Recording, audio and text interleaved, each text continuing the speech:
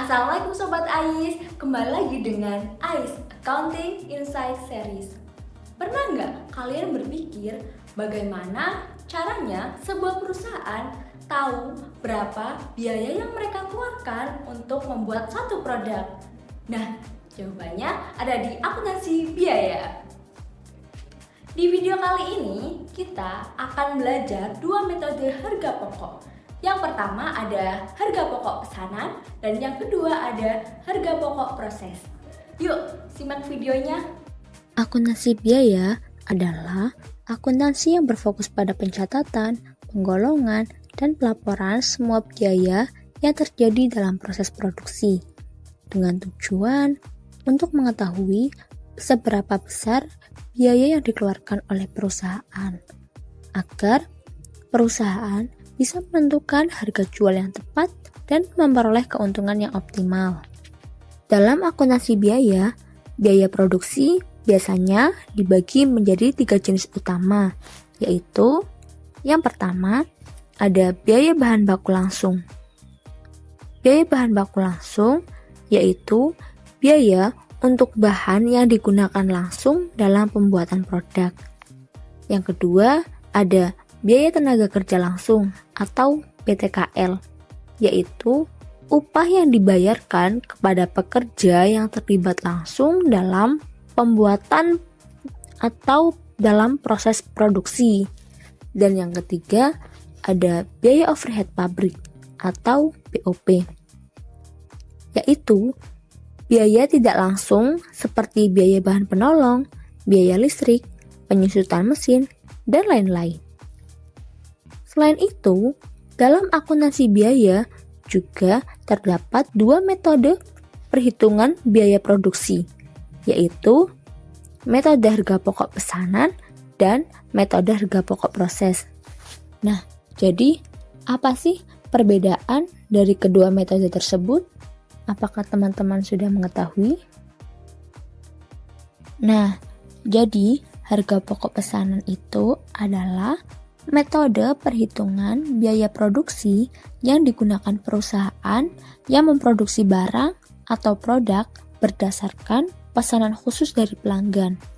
Artinya, produksi tidak dilakukan secara terus-menerus, melainkan dilakukan ketika ada pesanan yang masuk saja.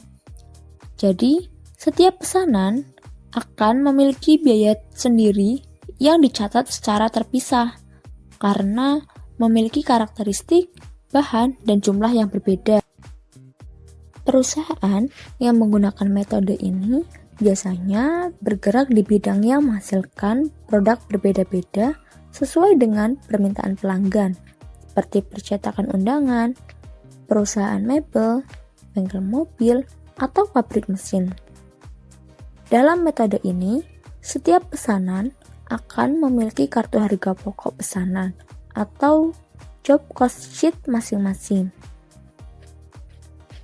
Kartu ini berfungsi sebagai alat pencatat seluruh biaya produksi, mulai dari bahan baku langsung, tenaga kerja langsung, hingga biaya overhead pabrik. Semua biaya yang berhubungan dengan pesanan tertentu dicatat pada kartu ini, agar manajemen bisa mengetahui secara tepat berapa total biaya yang dikeluarkan untuk menyelesaikan satu pesanan.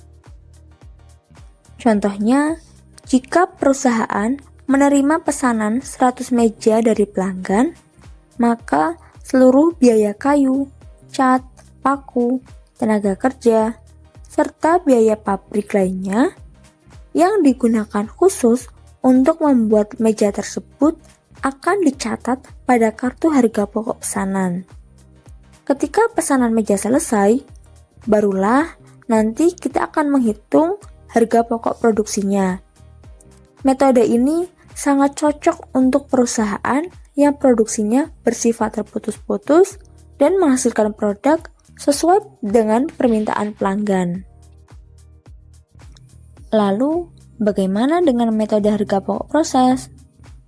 Jadi, harga pokok proses adalah metode perhitungan biaya produksi yang digunakan perusahaan apabila produksi barangnya secara massal dan berkelanjutan. Produk yang dihasilkan adalah produk yang bersifat homogen atau seragam. Artinya, satu unit produk memiliki bentuk dan kualitas yang sama dengan unit lainnya.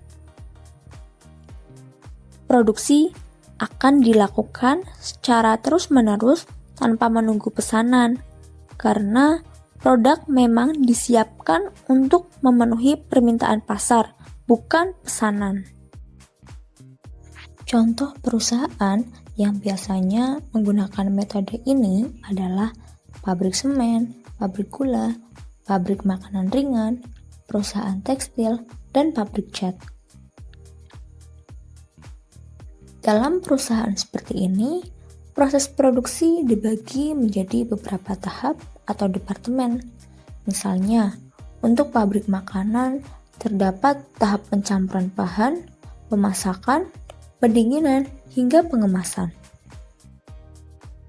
Pada metode harga pokok proses, pencatatan biaya dilakukan berdasarkan departemen atau tahapan proses, bukan per pesanan. Setiap departemen akan memiliki laporan harga pokok proses yang mencatat semua biaya bahan baku langsung, tenaga kerja langsung, dan overhead pabrik yang terjadi selama periode tertentu.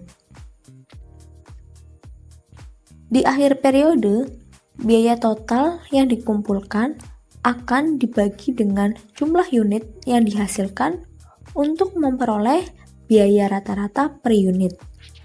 Misalnya, dalam pabrik gula, selama bulan Oktober, perusahaan mengeluarkan biaya bahan baku, tenaga kerja, dan overhead sebesar 1 miliar untuk memproduksi 100.000 kg gula.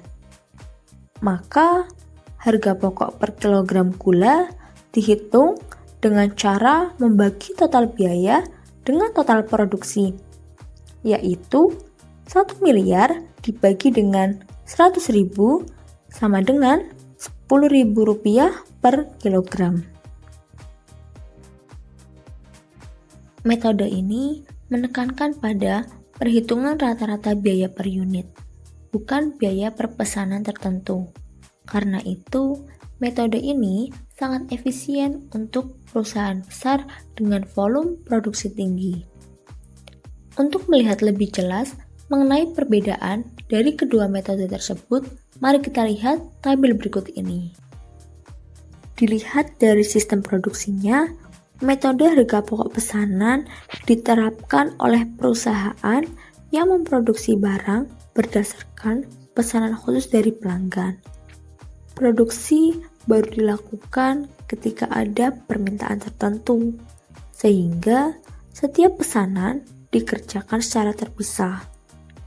Nah, sebaliknya, metode harga pokok proses digunakan oleh perusahaan yang produksinya dilakukan secara massal dan berkelanjutan tanpa menunggu pesanan.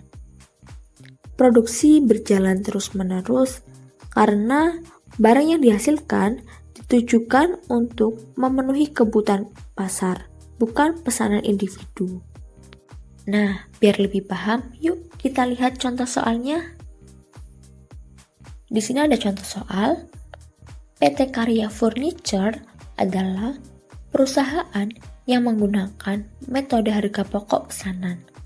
Berikut adalah transaksi yang terjadi pada bulan Oktober 2025.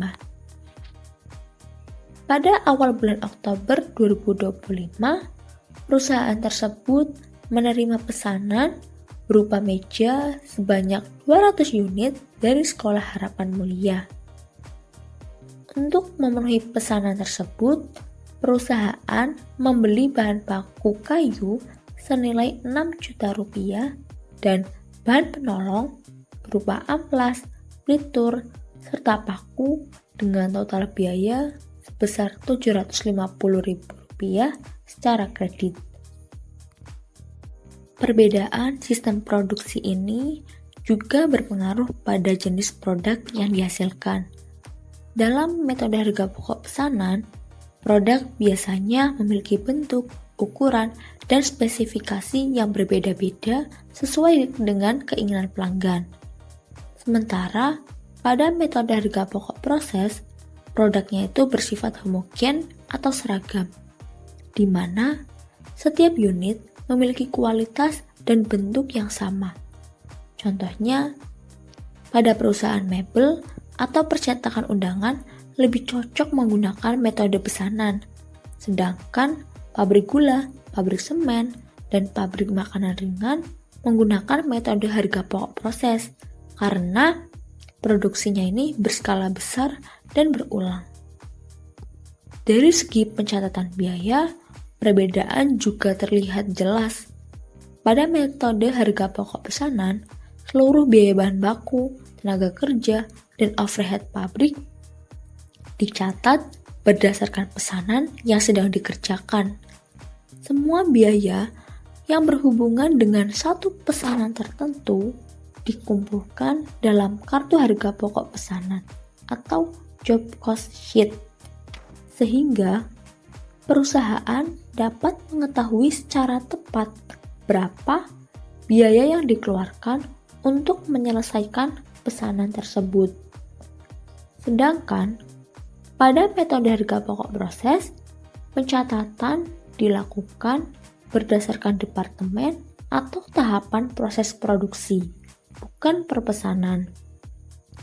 Setiap departemen akan mengumpulkan biaya yang terjadi selama periode tertentu.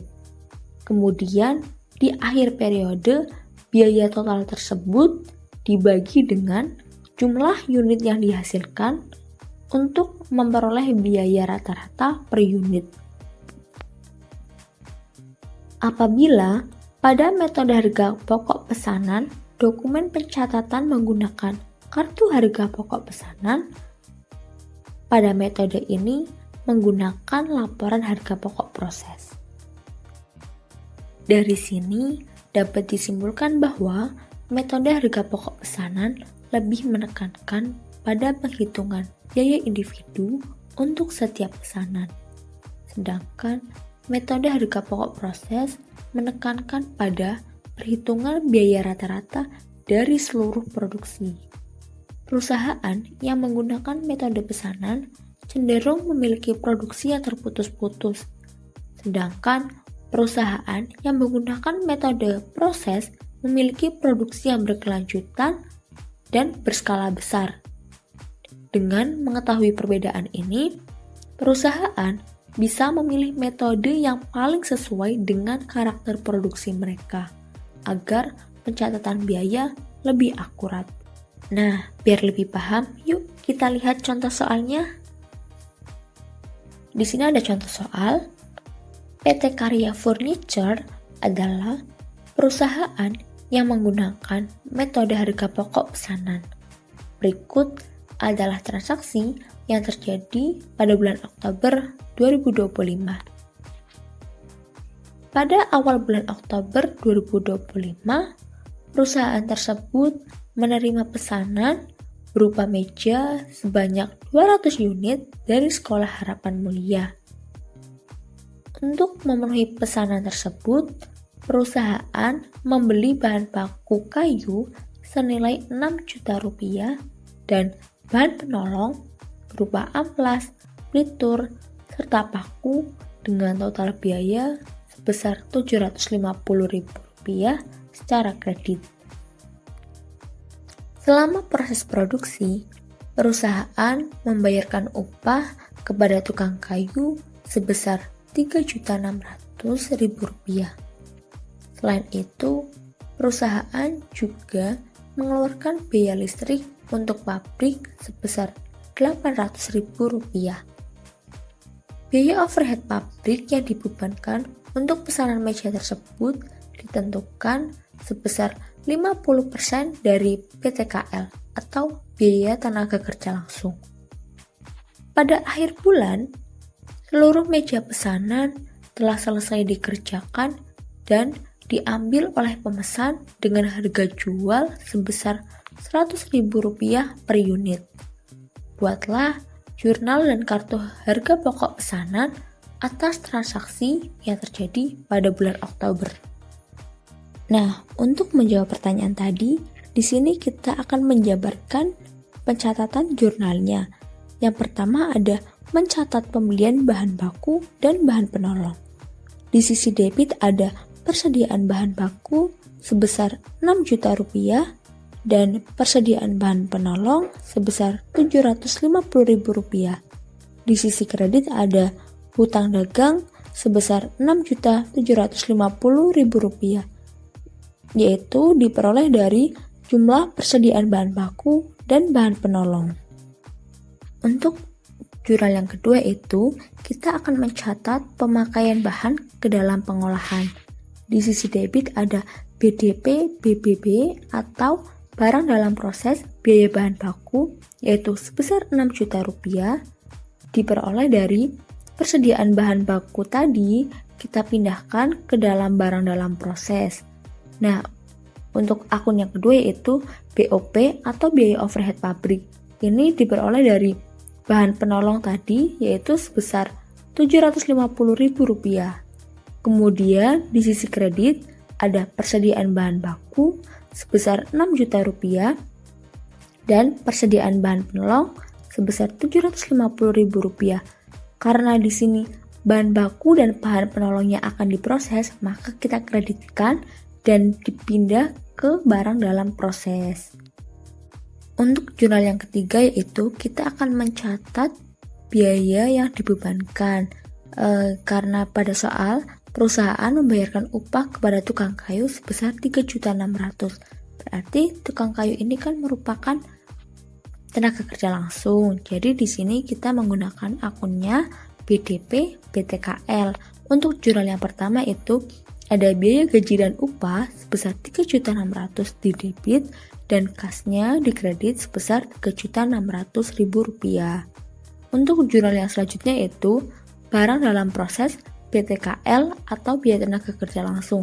Seperti yang sudah dijabarkan tadi bahwa tukang kayu ini merupakan tenaga kerja langsung, yaitu sebesar 3.600.000 rupiah dan di kreditnya ada biaya gaji dan upah sebesar 3.600.000 rupiah. Nah, untuk jurnal yang selanjutnya itu ada mencatat pembayaran biaya listrik.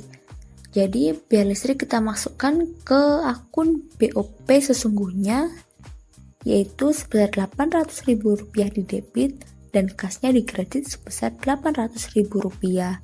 Untuk jurnal selanjutnya itu, kita mencatat pembebanan biaya overhead pabrik kepada produk sebesar 50% dari BTKL. Jadi, biaya tenaga kerja langsungnya tadi kan 3.600.000. Di sini membebankan biayanya itu hanya 50%-nya saja.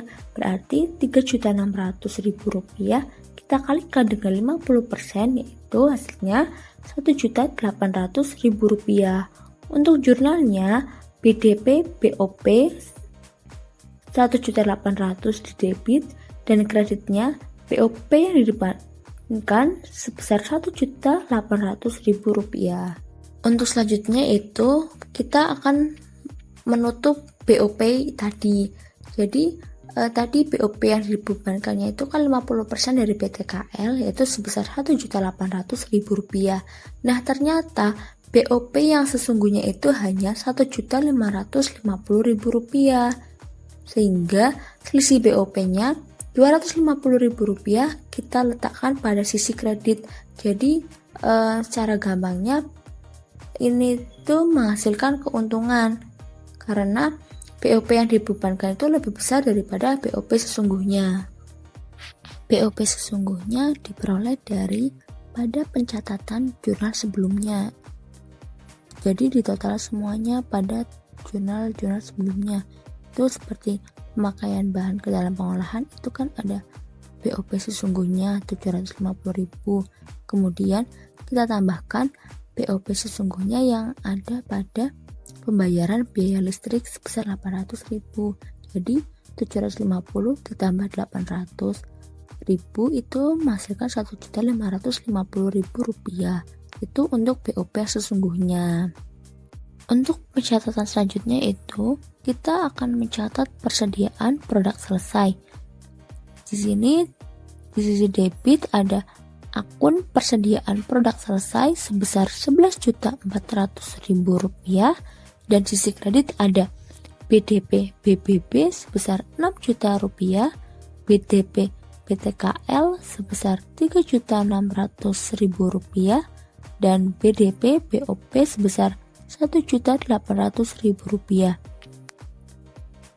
Jadi, ketika produk selesai diproses, untuk barang dalam prosesnya ini kita kreditkan karena semuanya telah dipindahkan ke persediaan produk selesai. Untuk jurnal selanjutnya itu, kita akan mencatat harga pokok penjualan.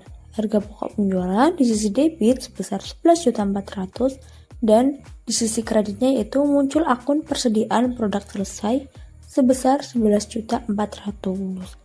Untuk jurnal selanjutnya itu, kita akan mencatat penutupan rekening penghasilan dan biaya. Di sini penjualannya di sisi debit sebesar Rp20 juta. Kenapa sisi debit? Karena di sini kita akan menutup rekening. Jadi akun tersebut kita akan mengenolkan. Sisi kreditnya yaitu ada harga pokok penjualan sebesar Rp11.400.000 dan juga akun rugi laba sebesar Rp8.600.000. Untuk jurnal yang terakhir yaitu kita mencatat pengambilan dan pembayaran meja. Karena di sini ada pembayaran berarti kasnya di sisi debit sebesar 20 juta dan penjualannya di sisi kredit 20 juta. Untuk selanjutnya kita akan membuat kartu harga pokok pesanan. Nah, di sini sudah disediakan kartu harga pokok pesanan itu PT Karya Furniture. Alamatnya kita masukkan, nomor pesanannya itu M063, nama barangnya itu meja, tanggal pemesanan sesuai di soal yaitu 3 Oktober 2025 dan tanggal diselesaikannya itu tanggal 29 Oktober 2025.